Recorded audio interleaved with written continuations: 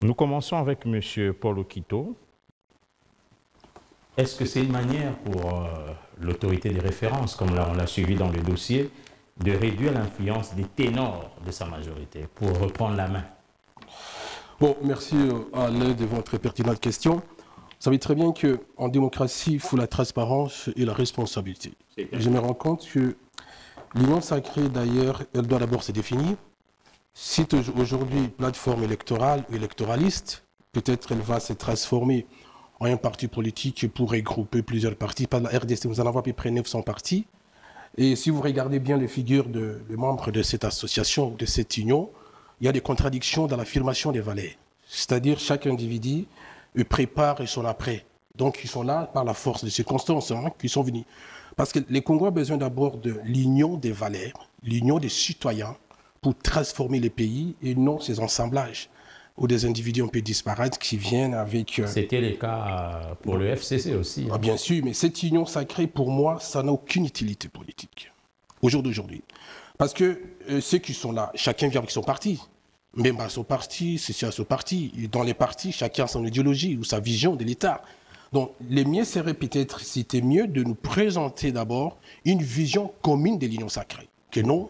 Donc, si je comprends bien, M. Paul Okito, c'est normal tout ce qui arrive là avec des motions pour déstabiliser les uns au profit des autres. Mais parce que sur la guerre des successions, c'est moi le président, si ce n'est pas vous, c'est l'autre. C'est-à-dire chacun vient avec ses propres ambitions. Ils sont là, ce n'est pas pour l'intérêt de la nation. Et le président aussi, peut-être il doit les savoir.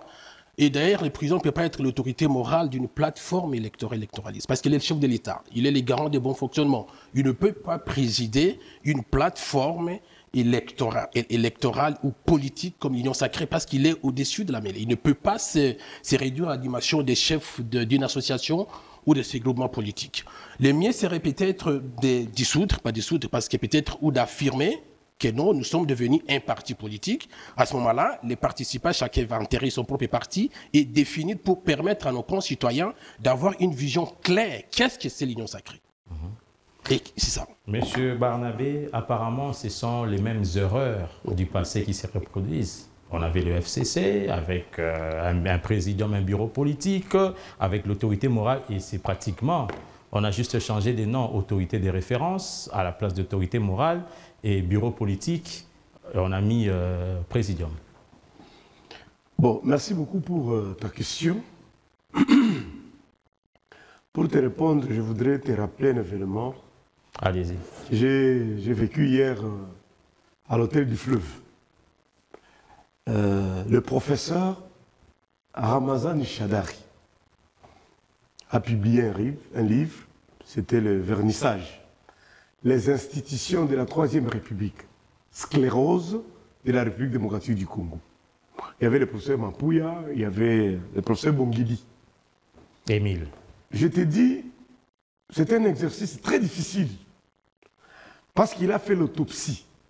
Il a évalué pratiquement les 22 ans de la Kabylie, où lui-même était administrateur du territoire adjoint, il passe gouverneur, député, caucus, groupe parlementaire, vice-premier ministre de l'Intérieur, candidat, tout ça. Et si tu lis les livres, il est intéressant, 839 pages seulement, et il nous démontre que l'intellectuel congolais a failli. Et surtout, il y a un trio juriste, politologue, économiste. La difficulté, c'est quoi? C'est de voir que nous avons des textes comme la Constitution bien rédigés, mais les animateurs intellectuels qui sont ne respectent pas les textes. Et le professeur Bongeli va balancer un truc très intéressant.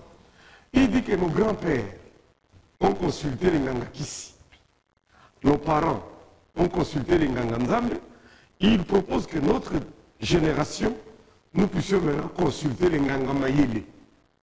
Et enfin, qu'est-ce que ça voudrait dire? Ça voudrait dire que lorsque tu regardes toute la troupe de l'Union sacrée, en train de faire le Jalelo, tu sens que l'intellectualisme n'est pas là. Il reste 832 jours, à dater d'aujourd'hui, pour que, bien sûr, j'accède à mon Aliema. Le président fait une demande. Je veux créer une force politique qui va concourir aux élections, bien sûr, mais sans forcer la volonté du peuple. Moi, j'ai toujours l'habitude d'écouter le président dans le sens contraire. S'il ne force pas la volonté du peuple, parce qu'il a l'expérience de ce qui vient de se passer, l'Union sacrée ne va pas être une force politique digne. Parce que c'est d'abord inféodé. L'Union sacrée, aujourd'hui, c'est une blanchisserie. Tous ceux qui sont à l'Union sacrée n'aiment pas les chefs de l'État, à moins qu'ils soient naïfs pour le croire. Les gens sont à l'Union sacrée pour préserver d'abord leurs biens qu'ils ont eu à la Kabylie, qui une maison, qui une petite fonction. D'autres ont déjà des problèmes de santé. Ils ne veulent pas courir par-ci, par-là ou faire leur opposition. Mais dans les jours qui vont venir ici, quand on va être à 500 jours des élections, l'Union sacrée va s'éclater. Cela justifie tout ce qu'on voit là avec les initiatives parlementaires, motions contre les bureaux des deux chambres du Parlement. J'ai beaucoup prié cet après-midi pour que je ne parle pas d'individus. Mais ta question me pousse à rappeler aux stratèges du chef. Je parle du bureau, hein? Oui. Je n'ai cité personne. Hein? Non, je voudrais m'adresser aux stratèges. J'espère qu'il y a des stratèges du chef de l'État. Nous avons deux honorables. Je parle de celui qui est de la chambre basse, qui pilote la motion contre Vital Kamerhe. Je le cite. Il peut avoir ses défauts. Mais je te dis, c'est lui le dénominateur commun. C'est comme un chapelet. Touché à Vital, vous risquerez de déstabiliser plusieurs pions. Si c'était fait par exemple par Maître, je saluerais la démarche. Mais l'honorable qui dirige cette motion, c'est lui qui a empêché le président à battre campagne à Butembo. En 2018, tu veux à l'image, les chefs de l'État devraient aller à Butembo. Je te dis, Beni Butembo, c'est 54 km, 56 groupes armés. Ces messieurs-là avaient amené des milices dans la ville de Butembo pour que l'actuel chef de l'État ne fasse pas campagne dans la ville de Butembo. Aujourd'hui, lui peut prétendre organiser une motion pour l'intérêt du chef. Comment on ne peut pas dénicher les infiltrés aussi facilement comme ça? Donc, je considère que si on va déstabiliser l'Assemblée nationale, bon, Kamerhe, c'était l'individu, il peut partir, il n'est pas indispensable. Mais le déstabiliser maintenant va ouvrir la porte pour que je gagne facilement. Monsieur Okito, quelles conséquences aujourd'hui si les deux chambres du Parlement, les bureaux sont déstabilisés? Est-ce que c'est opportun, ces initiatives?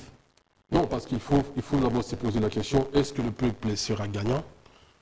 Est-ce que ces manœuvres politiciennes ou politiques qui sont faites au niveau du bureau, qui seraient les bénéficiaires de ces tripotages politiques?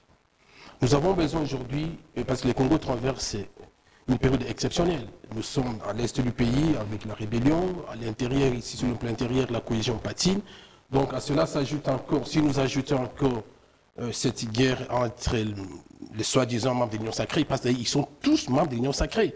Donc s'il y avait une discipline politique, une vision politique commune au profit de la nation, on ne pouvait pas avoir ce genre d'initiative, de pétitions contre ceci ou cela. Donc ça veut dire que non, ils ont des agendas cachés, non pas pour servir la nation, les peuples, mais c'est pour leurs propres intérêts. Je ne sais pas à qui cela profite.